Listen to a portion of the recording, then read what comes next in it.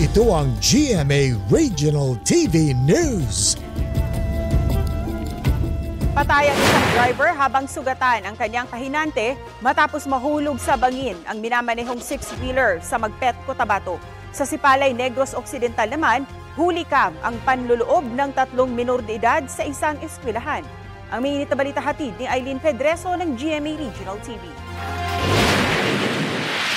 Makikita sa CCTV ang 3 lalaking nakatakip ang mga mukha na naglalakad sa Sipalay, Negros Occidental. Ang isa sa kanila, lumapit pa sa CCTV at tila sumayaw pa.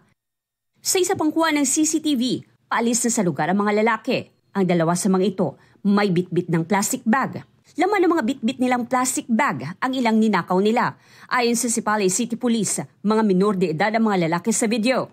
Report sa siya na aksyon na namon kung ano hamon nga obrahon. Pinulat na lang ang advice or the issuan ang disability for appropriate filing of the case. Because na-identify na siya namon. Matapos ipatawag sa barangay ang mga magulang, isinaoli ng mga ito ang items na ninakaw, gaya ng soft drinks, cup noodles at iba pang pagkain. Sa pahayag ng mga magulang, umamin ang mga 3 sa kanilang ginawa at humingi ng tawad.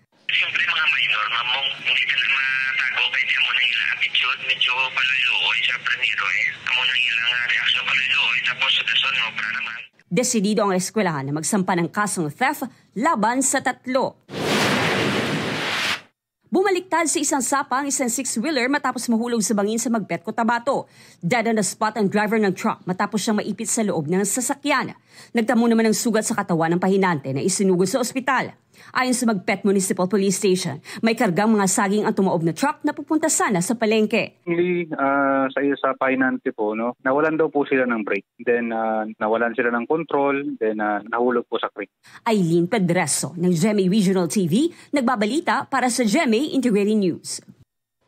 Kapuso, para sa mga maiinit na balita, mag-subscribe sa GMA Integrated News sa YouTube. Sa mga kapuso naman abroad, subaybayan nyo kami sa GMA Pinoy TV at sa www.gmanews.tv.